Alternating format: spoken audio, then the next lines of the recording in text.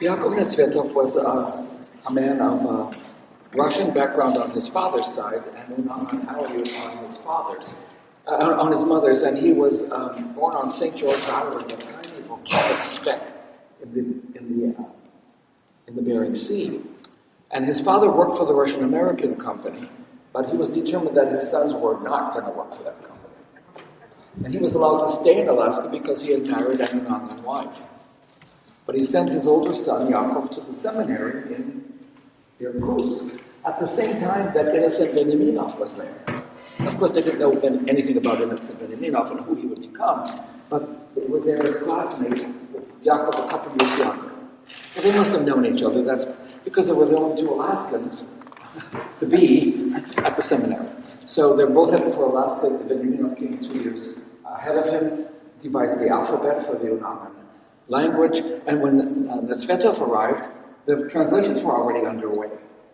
So he learned Veniaminov's writing system and went to his assignment in Atka, further out in the Aleutian chain, about halfway out.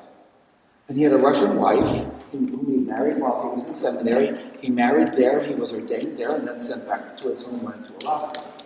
He spent 20 years in the Aleutian Islands. Veniaminov 10, Netsvetov 20, twice as long. But he was with his own people. They were his mother's tribe. They spoke their language. He went kayak by kayak, the island by island, out the Aleutian chain and back again, all the way to Japan and back. 20 years. They say he wrote the icons for his iconostas himself. I've seen his calligraphy. It's incredibly precise. It's like the guy who painted the icons on my cross. Extraordinary, detailed, and beautiful work. So I can't imagine what this church looked like because it was burned by the U.S. Navy in 1941. But in any case, we don't even have pictures, but we know he was there 20 years. And his wife got sick, and they sent her to Sitka, where there was the main hospital, and she died there. So he was left as a widower.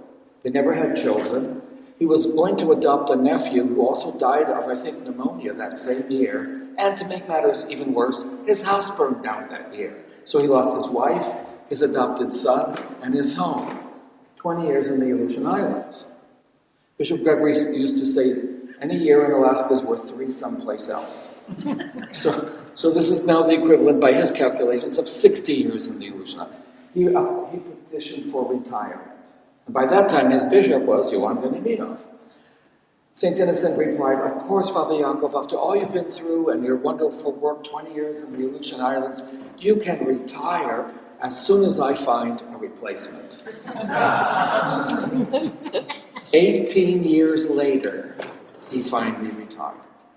And he didn't spend those 18 years at home in the Aleutian Islands. He spent them with the Yupik Eskimo people. He was the first priest sent to the Yupiks. After Juvenali's martyrdom, it's like 30 years later.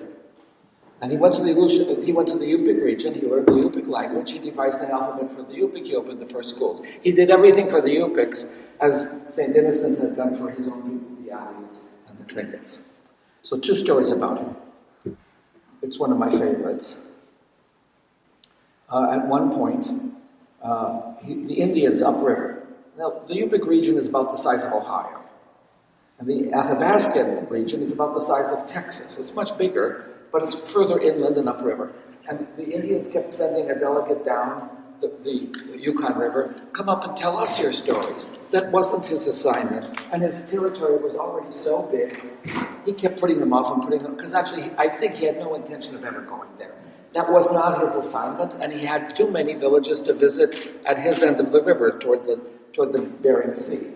So finally, after how many years of excuses, the Indians sent 2 canoes down the river and said, get in. And so he was shanghaied up the Yukon River. He says they paddled for 4 days to get up to this place. And where they landed, they had to get out of the canoe, and they put him into what he called a little hut. He sat there pretty much all day. By evening, he says, they summoned him. He came out to the riverbank.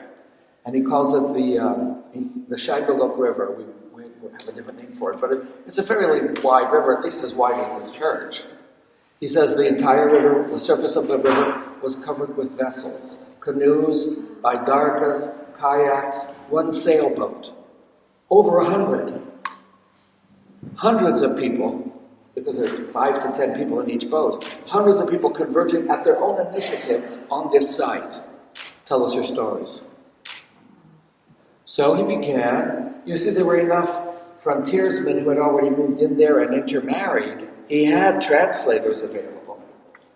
He began preaching beginning with Genesis. And he ended at Pentecost 4 days later. After this long preaching, they unanimously requested baptism.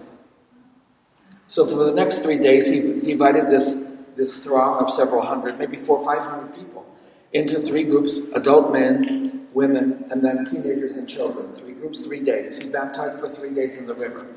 At the end of all this, he reports they had to keep daily journals of their pastoral activities in a volume and send it at the end of the year to the bishop. This is why we know all of this, because he was keeping record. From this activity, he writes, 4 days of preaching, 3 days of baptizing, I became dreadfully tired.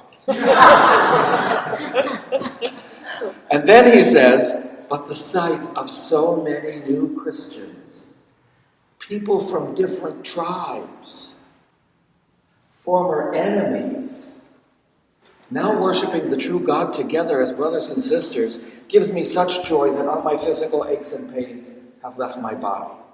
They put him in a canoe, he gets home in 1 day. Downstream it takes 1 day instead of 4. And that's just one episode in his life.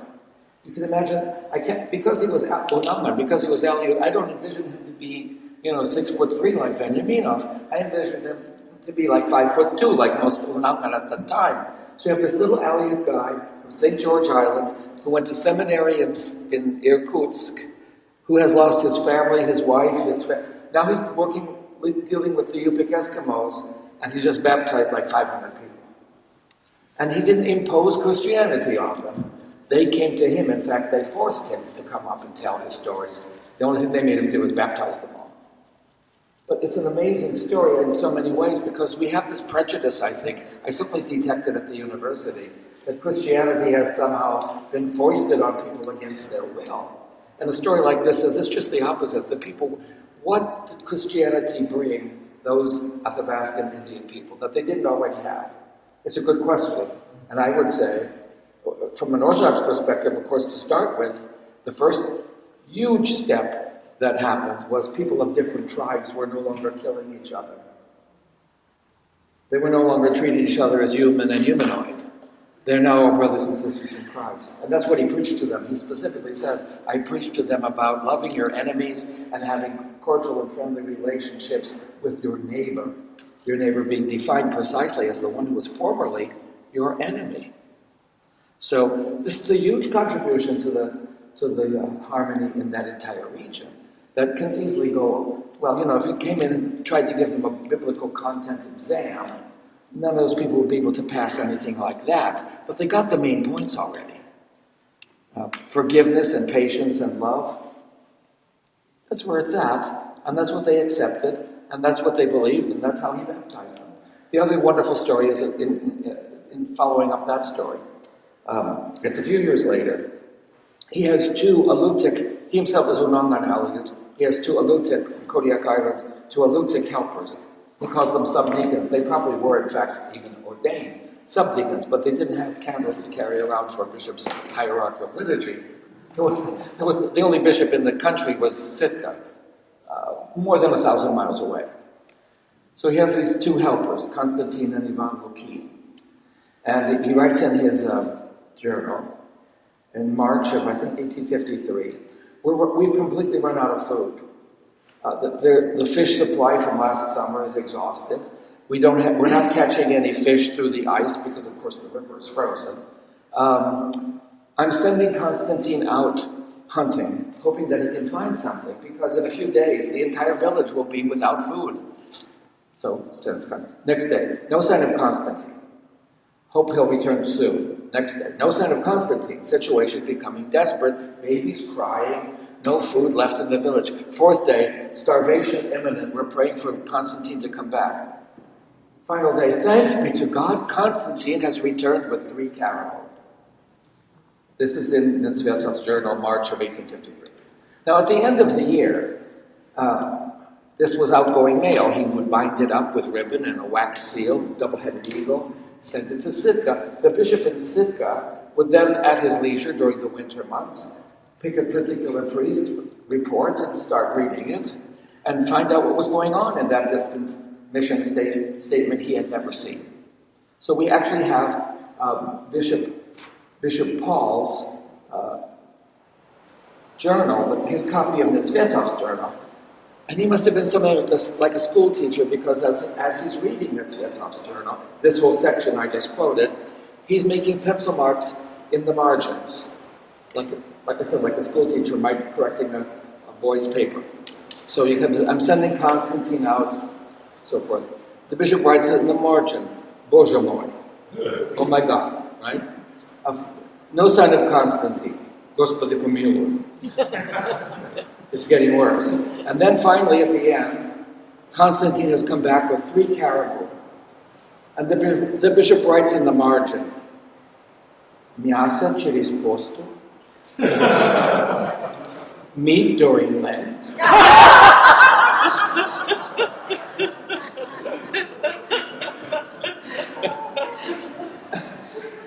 It's like the first documentary evidence of somebody at headquarters having no idea what it's really like to be out there in the field on the front line. Finally, at the end of his life, 18 more years, 12 of which he served in a tent. He had no church. He had what he calls the field church, which was a tent. A walled tent, fairly large. The altar here may be not any bigger. The whole village would gather there, 20 below zero, for Paschal services. And he says, I can count because people didn't move. You can count when they've left how many people were actually there, because their footprints are still there in the snow, in the tent, for Holy Week and Paschal. He's sick. He's bedridden almost every year from February till April. He can hardly move. I think he had arthritis or rheumatism. There was no clinic. There was no medicine, right? And yet every Paschal, without fail, when he celebrates the Easter services, he writes in his diary what a joyful celebration it is, how energized he is, how his physical aches and pains have left his body.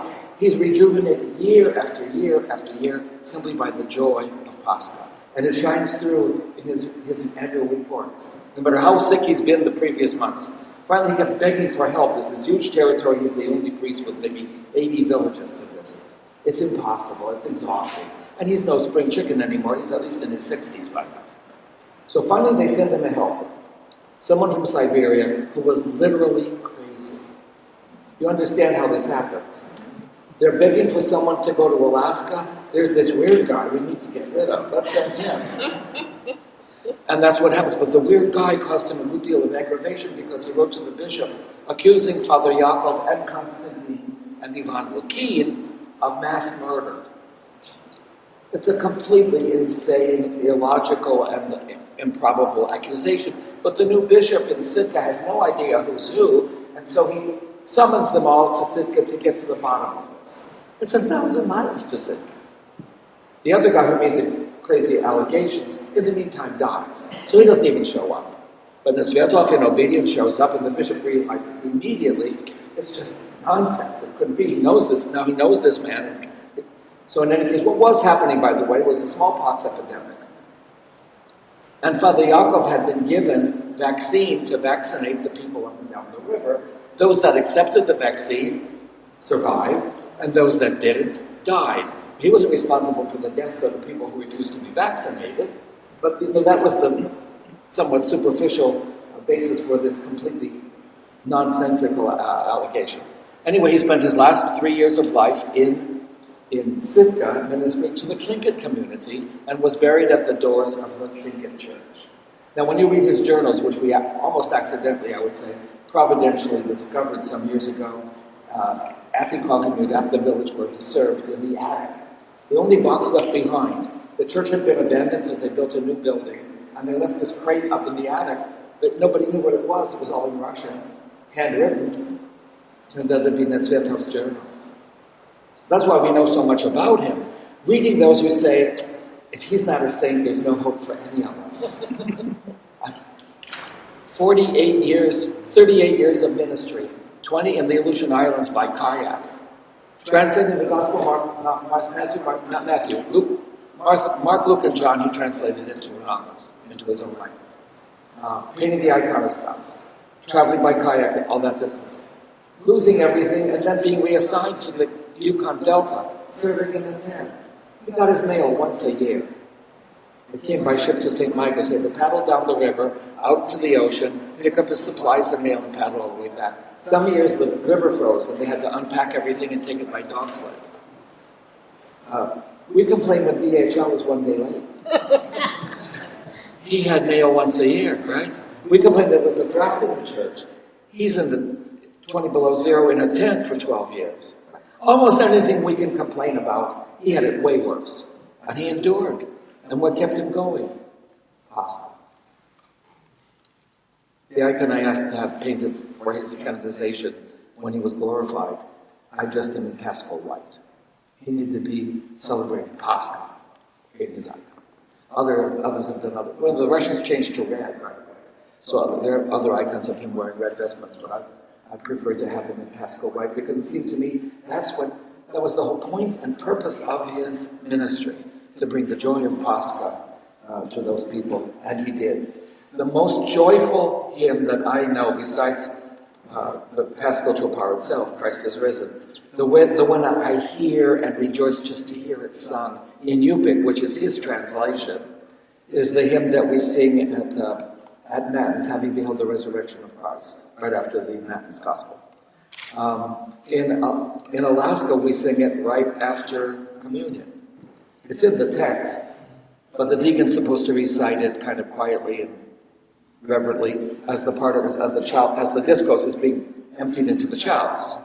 We sing it because we love singing it so much. And in Yupik, you get 50 Yupik priests singing, having beheld the resurrection in Yupik, and you just want to dance out the door. It's just such a vibrantly happy and joyful, because the melody is somewhat syncopated compared to the Russian melody. It just makes you want to, rejoice. It's one of the happiest songs on earth. So he translated it, and they're still singing it his way. Which brings me finally to Matushka Olga. I'll bring her again and hold it while I'm talking about it. Matushka Olga is a story that began not that far away from here, in Paramus, New Jersey. About 30 years ago, I was in a group like this with adults before the liturgy, and someone at the end said, "Tell us what Alaska is like." Now, as you can tell, that's a many-faceted question. Where do you begin? You want to know about St. Herman, St. Innocent? You want to know about the cultures, the climate, the glaciers and the mountains and the rivers? That's not going to help. It's a church school class, after all. So I'll tell you what Alaska's like. We have women like this. I know a woman in our village who became a matushka rather late in life. Her husband was the postmaster, and consequently he had one of the better incomes in the village. Spoke English fairly well, was a reader in the church. And the village priest suddenly died. And so when the bishop came that next August on his annual summer visitation, he recruited Nikolai Michael to come with him to Sitka, spent 6 months there, ordained him a priest, and sent him home. So he's already retired as a postmaster. Now he has a completely new career, and she has become a new matushka. She makes all his vestments, she cooks all his prospera. They have 8 children whom she's raising. She does all the cooking and all the cleaning and all that sort of thing. The houses in those days had no plumbing, so all water had to be hauled in buckets to the house. We have only wood stoves, so you get up in the morning, especially in winter, it's pretty cold, and that linoleum, well, you put ice cream on it. She's the first one up, stoking the stove, getting the house warm so she can rouse the kids to go to school. But before she does that, she lights the lampa. She says her morning prayers first. She takes care of the kids go off to school. She is never idle. You never see her hands empty. She is always knitting or sewing or creating something, not for herself, but to give away. She virtually made nothing for herself that I can think of, but she always had a pair of gloves, a pair of socks, a scarf, a cap. Whoever visited them got something she had sewn or woven or knitted. And this was just purely to give out, to give away. People came to the house. Anyone who hungry got fed immediately. My first meal in the village was served at her house, actually, when I think of it. She knew all the church services by heart. If you need to sing, I remember this happening. People would say, what should we do this afternoon? It's before TV. Let's practice Palm Sunday. And from memory, they would start singing the Lord I Call verses. Translated by St. Yaakov 100 years ago in Yupik. And they sing through the Lord I Call verses, the Tropartha Kantak. Okay, let's do another holiday. This is what people did for the fun of it. They had everything memorized because people were not literate really in their language. St. Yaakov created an alphabet for Yupik, but the books are written in what looks like the Cyrillic alphabet. My father-in-law swore it was the best way to write Yupik. He understood it perfectly and could read it the way we would pick up a text in English. But many people by this time had no longer the facility or the knowledge to read the old St. Yaakov liturgical books. But they learned it by heart then. Can't read it, sing it again, sing it again, sing it again. And as children, they had memorized Vespers, Matins, liturgy, not let alone the feast days. The same woman, with this kind of piety, became sick. She was diagnosed with cancer. She became bedridden. Her daughters went to Kodiak to pray precisely at the tomb of St. Herman. They had the bishop, in fact, serve a prayer service in Molevin there. When they got home, their bedridden mother was no longer in bed. At first they thought, well, maybe she took a turn for the worse, that she'd been taken to the hospital. As they turned around, she was coming in the door with 2 buckets of water. She was healthy again. Her cancer went into remission for a full year. And then it returned. She began giving instructions about her own funeral. Bury me in my wedding dress, she told them. And don't grieve for me. I'm going to be okay. The day of her death, the new village priest, her husband, had died. The young village priest brought her communion. She sat up in bed. She looked at the icons in the icon corner. She made the sign of the cross. She received Holy Communion. She crossed her arms again, lay down, and fell asleep in the Lord. It was a Christian ending to her life, painless, blameless, and peaceful. And the wind began to blow. It was November. The rivers had long since frozen. But the wind began to blow. A warm wind. It melted all the ice. The river became ice-free, and people came to her funeral by boat. As they left the church at the end of the funeral services, a flock of birds circled above them. We don't have birds in November. They're smart enough to leave in August. Where they came from was still low. And then, as the men who had dug the grave, there was no problem digging the grave. It was all soft. It was not. In November, the ground, the tundra, is not just wet, but now it's frozen wet, so it's concrete. It's like chipping through rock. They had no trouble digging her grave because everything thawed that night. That's sudden. And then, as they covered it, singing, having beheld the resurrection of Christ, because there's another time we get to sing it at funerals as the grave is being covered, ringing the church bell triumphantly as if it were Pascha.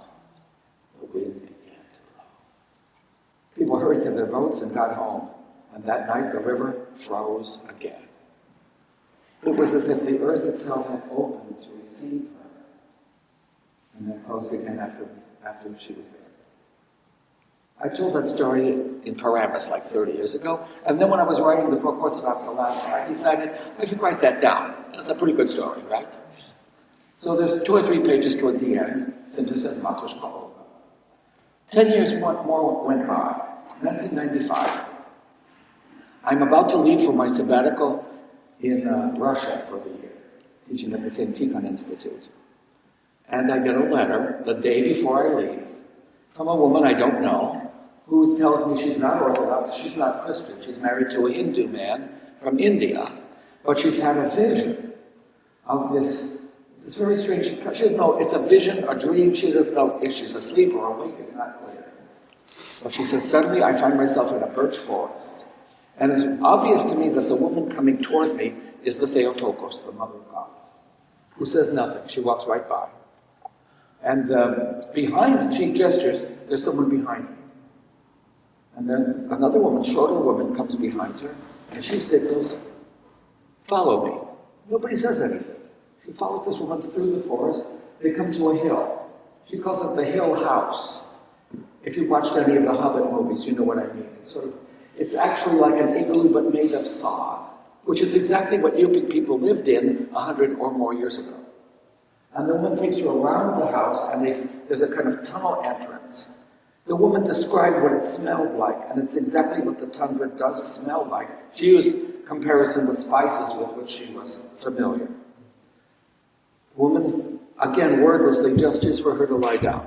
She lies down on this grassy mat, and she says the interior is illumined by bowls made of dark stone filled with oil and a small wick. Again, it's exactly the kind of lamps people had in pre-contact generations. Ancient Yupik stuff. And the smoke hole in the top, everything, the architecture is exactly what you might find if you lived 200 years ago in western Alaska. The woman treats her as if she's about to give birth to a baby, but she's not pregnant. And at first she finds this rather, troubling, but as she helps her, she says all the darkness, all the pain, all the trauma that was in her body physically from the abuse she had suffered as a child physically left her body. And this woman helped her out, and they went outside. By now, for some reason, it was already dark, and the northern lights, the aurora, was dancing in the sky. And the woman said to her, the quotation on the icon, pointing to the sky, "This is a sign from God of his ability to create great beauty where there had only been darkness and desolation." She serves her what's called Labrador or tundra tea. She describes the flavor and the aroma exactly the way it is. There's no one from upstate New York could have possibly known all these details. And then the vision ends with the woman walking away. And the woman having the vision calling after her, "Who are you? What's your name?" And she says something indistinct, "Olga." Now it turns out this woman, married to the Hindu and the rest, is undergoing emotional psychiatric therapy, psychological therapy. And her therapist is an Orthodox Matushka. So she goes to the Orthodox Matushka counselor and says, "I had this dream," and she describes the dream. "Is there a Saint Olga?" The Matushka, of course, says, "Look, there's Saint Olga. She's the princess of Kiev," right? Ukraine. Let's find an icon. They find one in the book, a collection of icons. No, that's not her. Is there another Saint Olga? Now, it turns out that this Matushka was reading Orthodox Alaska, had just come to this 2 or 3 pages where I described Matushka Olga at the back of the book. She said, "Well, maybe you meant Matushka Olga." So that's it. What's a Matushka? Consequently, I get a letter. Do I have a picture of Matushka Olga Michael? I do, but I'm leaving for Russia tomorrow for a year. I have no time to rummage through all my dozens of photo albums to find the 1 or 2 pictures. I have to, unfortunately, ignore this request. I have no time, and so forth. So I leave. A year goes by. I come back after my sabbatical, and I'm visiting my wife's village. And someone takes me aside and says, "We got this strange letter from this lady from New York." And it's the same letter that I got a year before. And it's the same story, the vision, the request for a photograph. And I said, "Oh, I got this letter last year." She said, "Yeah, we got this." She wrote to the family of Olga Michael, Kuifuk, Alaska, 99621. Her younger son is the postmaster. He kind of inherited the job from his dad. So when Teddy got it, he said to the family of Olga Michael, "Here, you take it." And he handed it to one of his sisters, Agnes. Agnes took the letter home not knowing anything about what to expect. And she read the same story written out in the letter. And she sat down. She couldn't believe what she was reading. She read the letter again. She still couldn't believe it. She read it for the third time. She said, "My house was then filled with the sweet fragrance of incense." This startled her. She jumped up and ran to her brother's house. Her brother wasn't home, but his wife was. She said, "Here, Minnie, read this letter, and when Ivan gets home, give it to him." Minnie sat down and read the letter. She couldn't believe what she was reading. She did the same thing. She read it a second and a third time. And at the third reading, the sweet fragrance of incense filled her house. At which point, her husband came in the door. She had to go back to work, so she handed the letter to Ivan and said, "Ivan, you got to read this. I have to leave." Without telling him anything. He sat down and read the letter. He read it a second time. He also read it a third time and smelled nothing. But his next appointment was to visit a shut-in lady next door. So he came into her house, and she immediately said, "What's that perfume you're wearing?" He carried the fragrance with him. When they all sat down later in the day, they all realized they had all had the same experience of the fragrance of incense enveloping them. In any case, then I happened to show up. And I said, "Oh yeah, I didn't smell any incense myself, but what should we do?" And I said, "Well, do you have a picture of your mom with several other ladies? So maybe like a police lineup, you know. You can identify the real one." So they sent her a picture. She immediately identified Matushka Olga. She said, "That's the one I saw. That's the one who spoke to me. But she was younger when I met her." That's usually true of people who have departed this life who appear to people here. They appear in their prime. So we not only go into eternity, but you go into eternity in the best possible condition for the rest of eternity, right? Anyway, what's happened now? More and more people have. I didn't know she was the village midwife. That's not in the book. The woman with the vision knew that. I didn't. She didn't make this up. It's quite obvious. Now, this woman has come to Alaska. There's been a coffin written, Matushka Olga, the following Christmas. We have a rather unique Christmas celebration. It's called starring. It's a Ukrainian star. What the Ukrainians and Romanians both have this custom. A star, usually a fixed star on a pole. And the carolers go house to house following the Christmas star like the Magi, like the wise men, house to house. Then you enter the house and you sing certain Christmas carols. You go to the next one and the next one. Except in Alaska, in pre-contact times, this was the time of the year when they had memorial feasts to show their respect and gratitude to the animals that had died the previous year and had sacrificed themselves, given themselves, and also to memorialize and remember friends or relatives who had died also in the previous year. So a village would have a huge feast, lots of singing, dancing, and gift giving. The gifts being given in memory of the people who had died. Now all this has been, you could say, redirected into what in Alaska is called Russian Christmas, although it's neither. It's not Russian because, we do sing the Chopin Tadak, we can sing them in English, we can sing them in Slavonic, we can sing them in Yupik. But then comes a repertoire of at least 50 Ukrainian kolyadi, like in Romanian kolinda. The people have memorized these. We don't even know who taught them these carols. But they say. I sat around the Holy Supper table on Christmas Eve myself with my grandmother and my aunts and uncles, all my childhood and teenage years. We sang 3 or 4 verses of each one. Somehow the Yupiks know 7 or 8 or 10 verses of each one. They know more verses of my Christmas carols than I do. How did they learn this? We don't know. But it has become part of the tradition. One unique feature.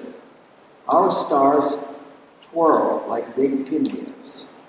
I had thought for years that this was a uniquely Alaskan custom.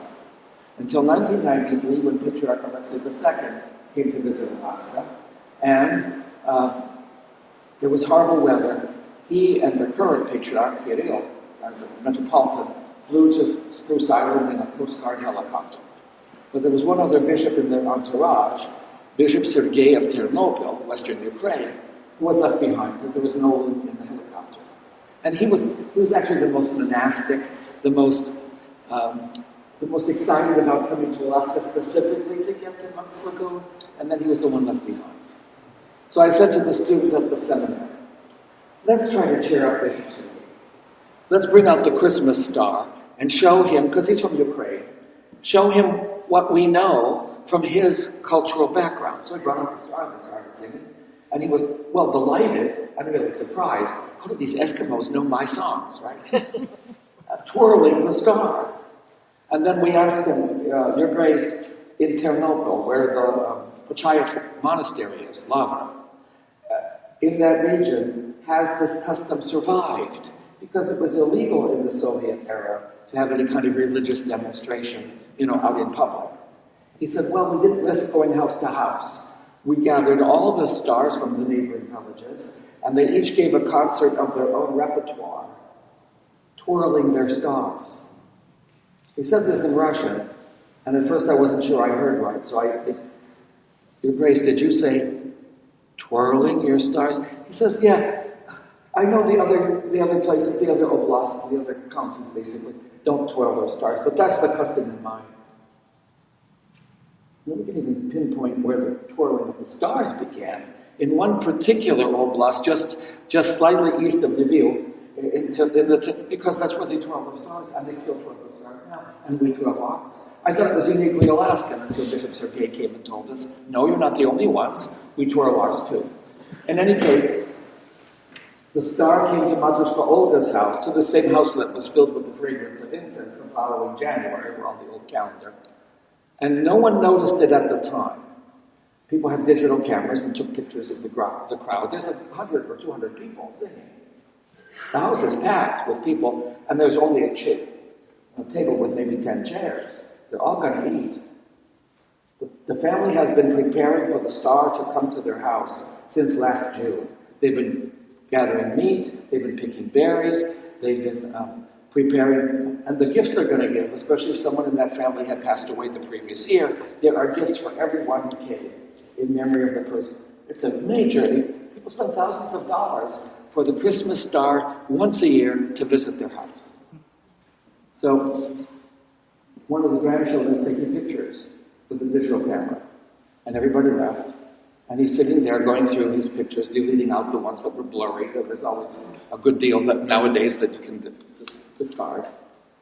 He comes to a picture of that one wall, and Matushka Olga's face is clearly shining with a golden light around it, above all the sinners. It's one of the beliefs our people have always had. When we take the Christmas star goes first to the graveyard, to the cemetery outside the church. The departed are the ones who are greeted first with the news of Christ's birth. And it's snow-covered. And the crosses are decorated with lanterns and Christmas lights. And at the end, 2 weeks later, it takes that long. We have 3 stars and it still takes 2 weeks. Because the star comes to a house, they've been preparing for the star to come. Could be 2 o'clock in the morning. Everybody's awake, everyone has the feast, the people give out the gifts. By 5 in the morning, they're going to the next house. By 8 in the morning, they're going to the next house. Well, we used to have 10, 15 houses in the village. Now we have over 100. It takes a long, and we have more food than ever before, and more gifts than ever before, and this is far from a custom that's dying out. It's a custom that's actually been, amplified by the current economy. So we end at the graveyard as well, at the end of all of this. You see, this is really what people were doing for thousands of years before they became Christian. And now they're doing it in the name of the birth of Christ and celebrating the birth of Christ with all the hymns of the star. But it's really a custom that goes back to pre-Christian times when they were doing the same in memory of their ancestors and in gratitude to the animals who they believed offered themselves and allowed themselves to die in order to keep the human beings alive. So this continues. In the following spring, Metropolitan Jonah at that time came to visit Matushka Olga's grave. And we had a panachida, memorial service, out in the cemetery. It was completely overcast, gray, drizzly kind of day. The sky was completely covered with clouds. There was no sunshine like we have now at all. Nothing bright. But because it started to rain more toward the end of the service, we adjourned into the chapel. It's right next to her grave, the old St. Nicholas Church. We went in there just to get out of the rain and finished with Memory Eternal. And the Metropolitan at the end gave me his camera to take pictures. So I'm personally involved. I take pictures. We didn't see it while it was happening, but when we went back through the photographs, the altar behind the Metropolitan, doors were shut, is completely golden. The light is shining out from the altar.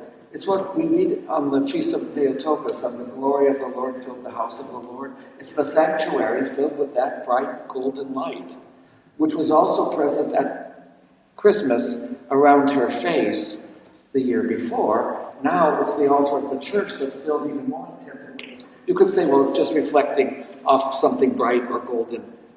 There was no sunlight to reflect. There wasn't any light. It's a completely unnatural light that filled the altar, the sanctuary of the church at the end of the Panachida. Now, I've heard more and more stories. There was one really tragic but then glorious story, I think in Victoria, British Columbia, a small Orthodox mission there.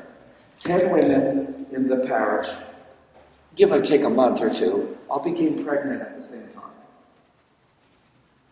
And all of them in the next 7, 8 months, maybe sooner, all had miscarriages.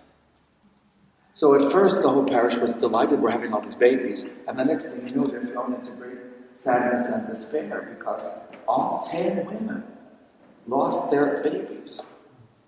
The bishop came and said, I think we need to call upon Matushka. After all, she's the midwife, right? So they all began reading the Akathis to Matushka Olga. In the next several months, they all became pregnant again. And in the next month, the 9 months, they all gave birth to healthy babies. And they all have their own story about this. I've only recorded one of them so far. But you see, we have this possibility, if you want to be cynical about it, that it's all just a coincidence. But it's too much to be a coincidence. It has to. Just past week, a woman wrote to me. She said her son, one of my godsons, about 30 years old, somehow contracted tetanus. I haven't heard of anybody having tetanus before in my life. You get a tetanus shot before you start kindergarten. It's been a disease that's been pretty much eradicated. They don't know how it happened. But it's a disease that tightens all your muscles. They call it lockjaw because you can't open your mouth, but it tightens all your muscles. His hands have been clenched tightly like this for weeks. The muscles can contract so tightly as to break your bones. It's a horrible disease. She said, I was anointing my son with oil that someone had given me in Juneau, with the oil that they brought from San Francisco from St. John Maximovich. But I was praying at the same time to Matushka Olga to have mercy and pray for my son. And as I mentioned her name, his hands opened up. His muscles relaxed. Again, a coincidence? You see, there's a quote from Father Alexander Elchaninov that I read back in high school. It's not well translated. The translation is, nothing happens by accident. Anyone who believes in accident does not believe in God. Well, I have a problem with that quotation because obviously accidents happen and people get hurt, right? Wait a minute, I went back to the Russian. Better translation would be coincidence. Nothing happens by coincidence. If you dismiss everything as coincidence, you probably don't. But see, I think that's true because it was no coincidence as she was praying specifically to Matushka Olga. Her son's muscles that had been tightened for weeks, as soon as she mentioned her name, relax. Another couple, a man and woman are having marital problems, mostly because of his drinking or drug use, and she insisted that he separate. Go live with your mom and dad. They live in the suburbs of Anchorage, or Silla. And she went home with the kids to their village, Kasikok.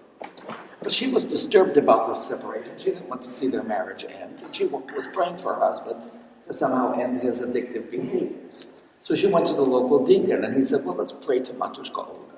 And they had a similar icon, paper icon, and lit the lamp in front of the icon and began praying. Simultaneously, unknown to her, in Wasilla, I think they were watching the NFL game Sunday afternoon, suddenly Matushka Olga and her husband, Father Nikolai Michael, both appeared clear as day, not only to the husband, but to his parents. And they signaled, come with us. And they got up and followed them into the next room. And when they got to the next room, mysteriously they disappeared. And the son said to his parents, who was that? They said, well, that was Matushka Olga. They knew her. I mean, they were contemporaries. It was Matushka Olga and Father Nikolai. I got to call my wife. He called his wife and said, you wouldn't believe what just happened. And I'm not the only one. My mom and dad saw it too. Clearly, Matushka Olga and her husband appeared before us, and so forth. She said, when did that happen? I said, well, about half an hour ago. She said, that's when we lit the lamp in front of her icon. We can go on. I think we have enough evidence that Matushka Olga has been praying, especially for women who have been abused or have suffered whatever trauma. She is clearly, in many ways, a wonderful way to conclude our talk, because you see it says the mission of the church can be in walking 8,000 miles across the Bethesda. That was St. Herman's vocation, Father Juvenal's call. The mission of the church can be to translate texts and publish books and gospels, right? It can be to open schools and teach those who are uneducated. That was the life of St. Innocent across 2 continents with 3 languages. It can be celebrating the services of the church with joy, as St. Yaakov did, and spreading the gospel wherever you're invited, as St. Yaakov did. But it can be just being who you are. Praying, knitting, washing the clothes and cooking the meals and going to church and saying your prayers. That could be all that God really wants us to do, as long as we're faithfully doing it. It doesn't have to, it can be these spectacular things that our saints have accomplished, and we can take justifiable pride in that heritage. It can just be who you are as best you can do it. The best wife, the best husband, the best cousin, the best neighbor, the best parishioner that we can be. Because that may be all that God wants us to do, and that is our mission. You see, because our mission ultimately is to keep the only 2 commandments that Christ gave us. Love the Lord your God with all your mind, soul, and heart.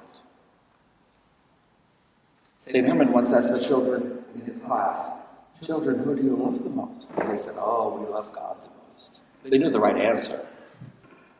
He said, children, I've been trying all my life to love God with all my soul, mind, and heart. I still cannot say I've succeeded, but we have to keep trying. From this hour, from this minute, let us strive to love God. It's his most famous quotation. But what comes before it is his own admission that while he wants to love God with all his soul, mind, and heart, even he has not attained that level, that depth of love. Well, let's be honest, neither have we. But let's strive. It's the first and great commandment that he has given us. And love your neighbor as yourself. And you all know, when the lawyer said, and who is my neighbor? We got that story.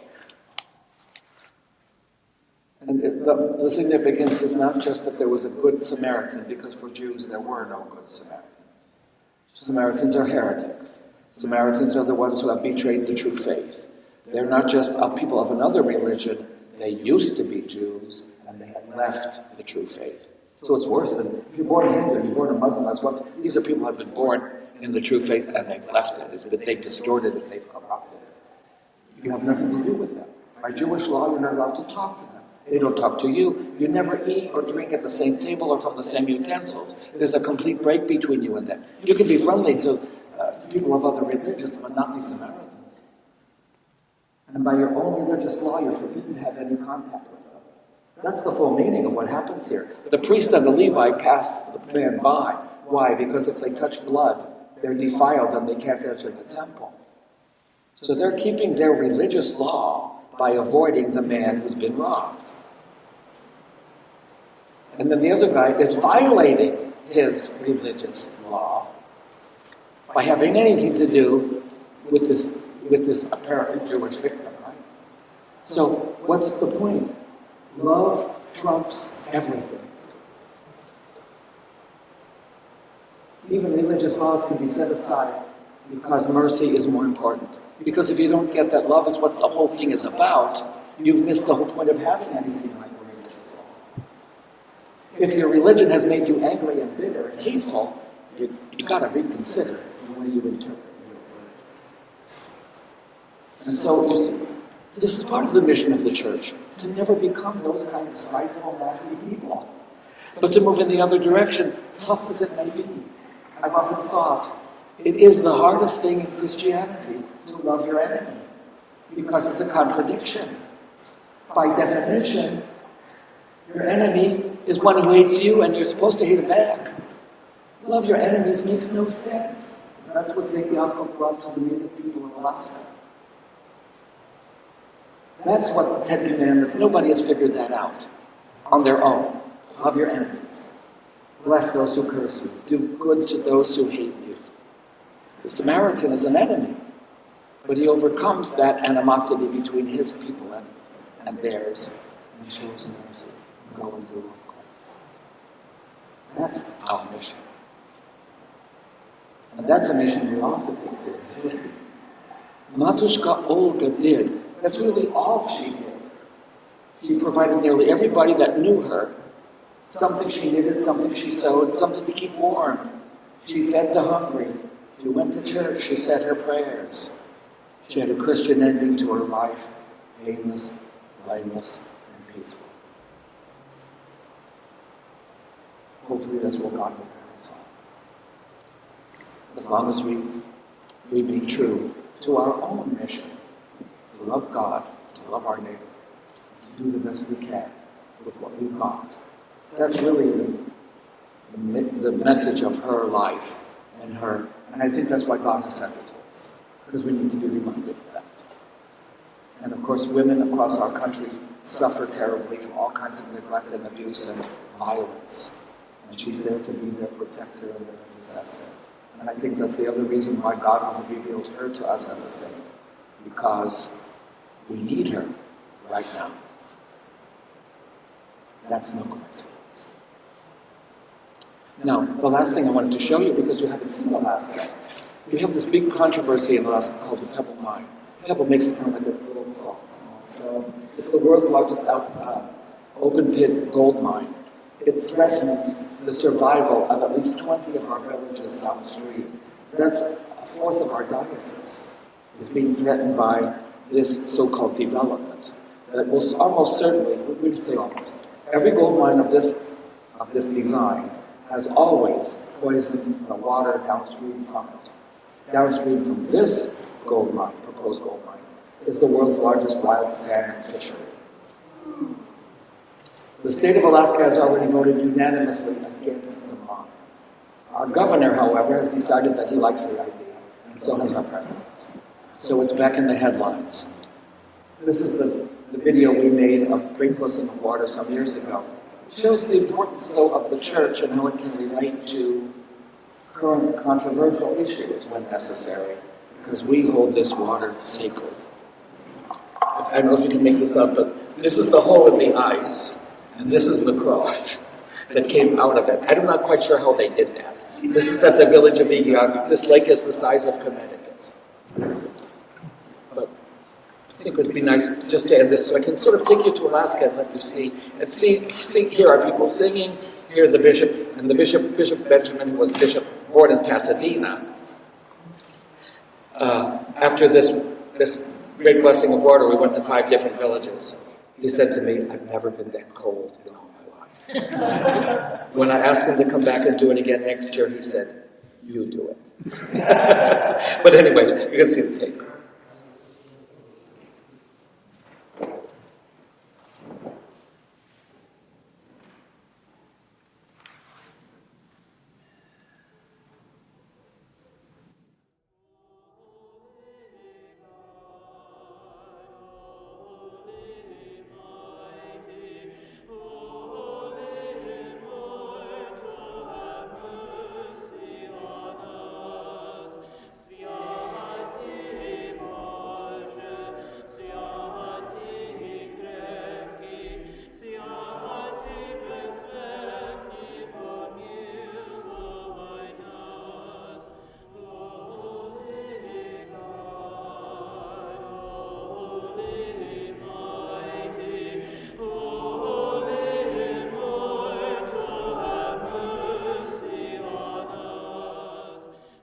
clean water is sacred, it's given to us by God, and it is essential for life. Our communion with God in this world depends on the world itself being clean and pure and held in sacred trust.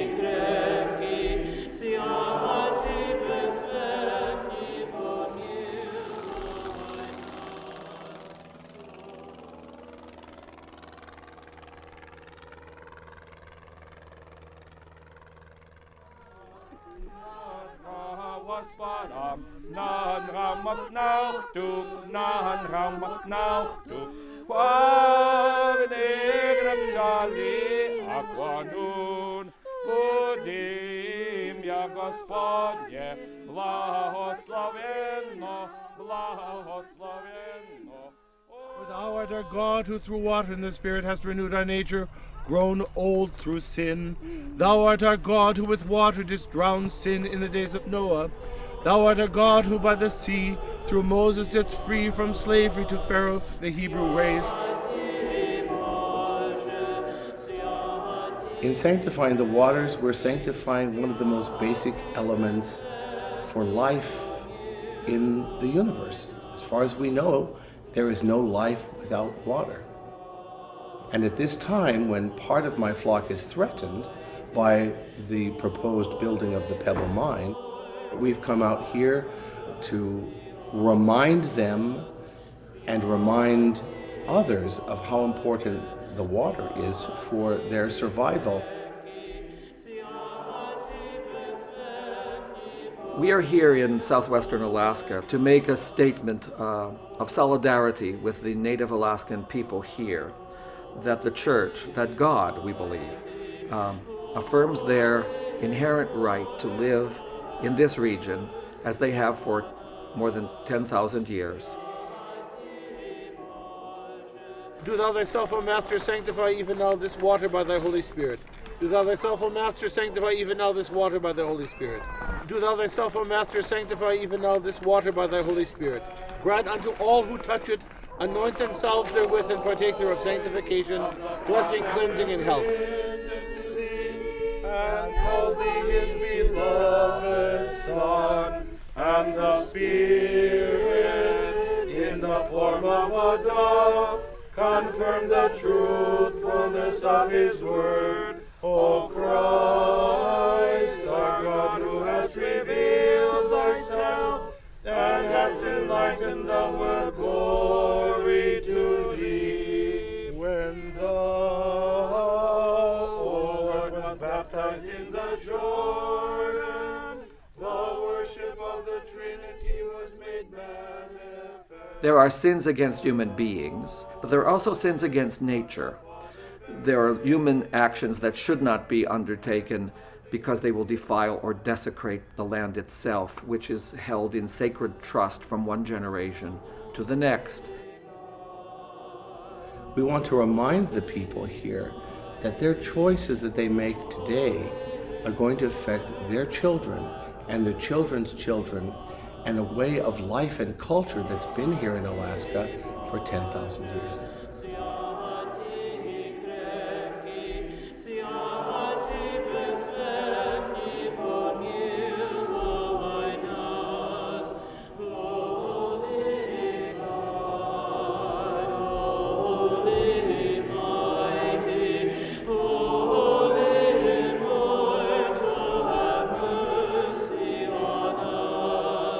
Sviati Bože, sviati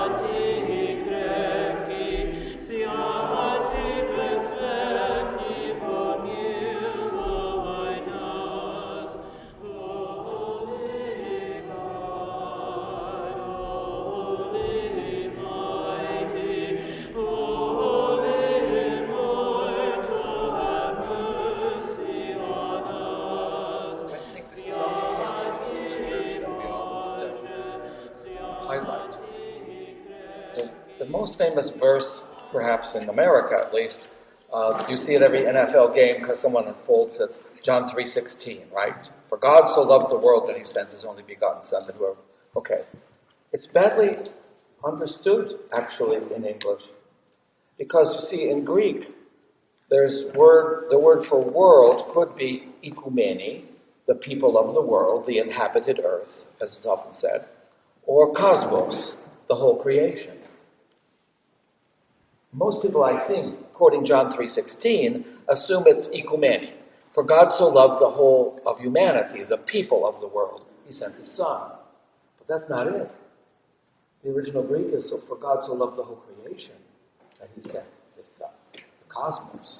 So the mission of the church is not only to convert people and save souls, it's to sanctify and make holy, to reclaim, as the monks in the desert understood, the physical planet Earth.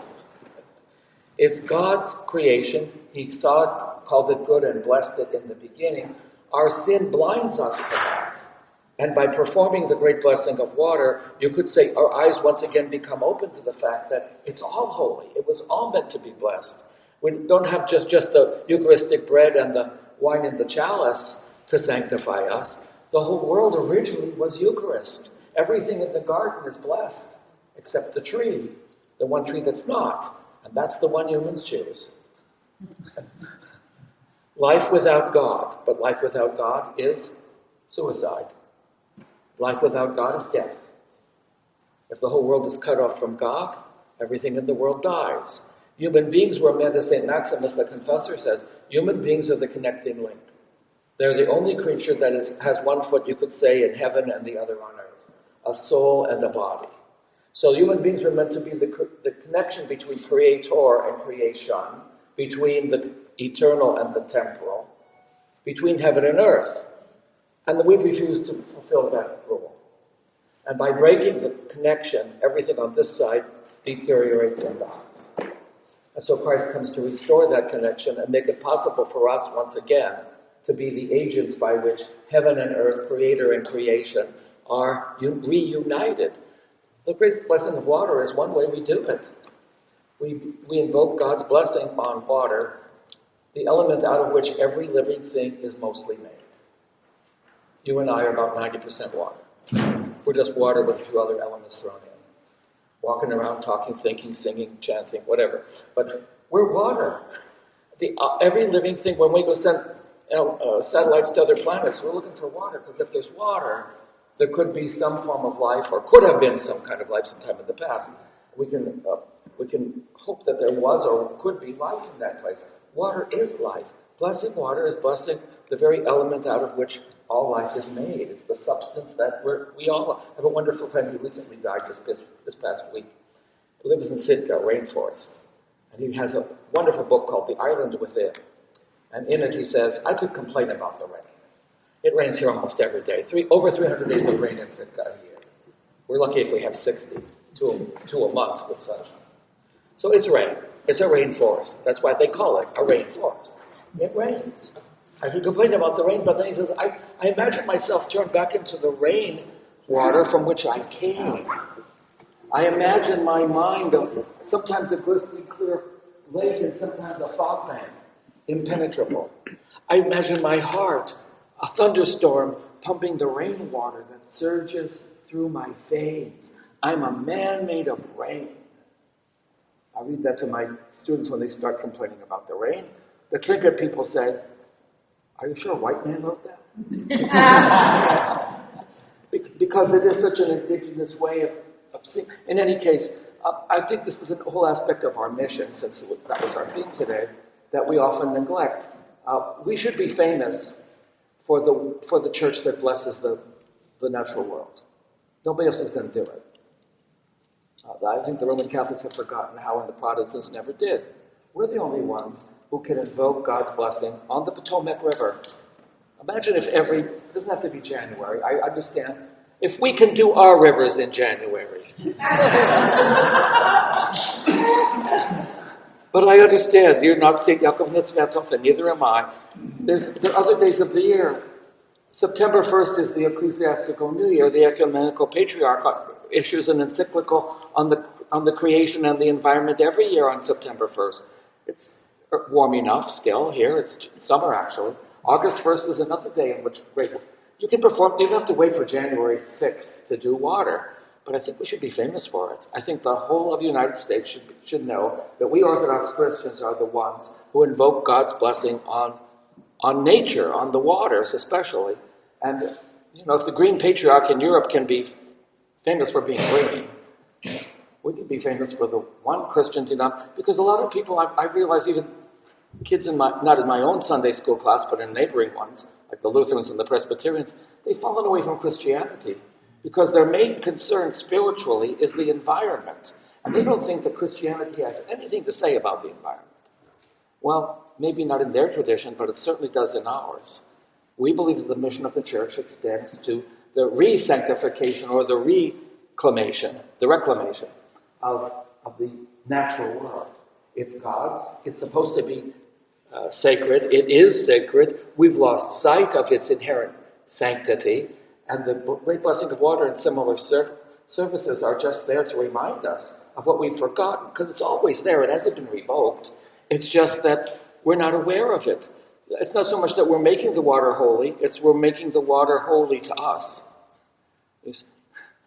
I didn't tell that sleep mood story, did I? I used to go regularly to the village at the far end, up near Mount McKinley, as far inland up the Kuskokwim River as we have any villages. It's an Athabascan Indian village named Nikolai. And I would go there because the water there, it's flowing very fast. The ice barely freezes because the water is moving so fast underneath it. And it's perfectly clear. It's just a great place to bless water, although it's like 30 below zero. And our Kamilovkas don't have earmuffs. But anyway, it doesn't take that long to go out from the church and celebrate Epiphany and bless the water. So I was there one particular year. We went home and I was warming my frostbitten ears, and the phone rang. And the village chief of the east side handed me the phone. It's a lady from 200 miles downriver. The village's name is Sleepmute. Well, lady from Sleepmute. Okay, I don't know anybody. It's the one village I've never been to. So why anybody would be calling me from Sleepmute, I have no clue. So I take the phone. Hello? Hello, is this Father Michael? Yes. Were you in Nikolai today? Yes. Did you bless water today? Yes. At the river? Yes. When will the holy water get to Sleepmute? Do you know the answer to that question? She's calculating the flow of the river, like it's 200 miles and the river's going at 6. I said, as soon as the cross touched the river here, the whole river was holy. You can go get holy water now. Chop a hole in the ice. Obviously, chop a hole. So it was one of those cute, here's a woman from 200 miles away, wondering when the holiness is going to float by, right? But isn't it darling to think, and she knows, that's what's happened. The river is being blessed. The world is being sanctified. It's the golden domes on our church, the coming of the Holy Spirit, the descent of the flames of fire. The world is being sanctified because the church is here, and we're the church. It's not our holiness. We're invoking God's. But ultimately, that's the mission of the church too, to extend the holiness of God, not just for the blessing of people and the healing of their diseases, but the reclamation, the sanctification of the whole creation, which will not happen by our effort. We should qualify this. We're not out there to eventually have blessed everything. That's not going to happen. God's going to do that at the parousia. That's what we pray for when we pray, Thy kingdom come. But we're here to be signs, flashes of that light that's ultimately coming to transform and transfigure the world, to raise the dead and enter into His kingdom. The church is simply a sign of that coming reality.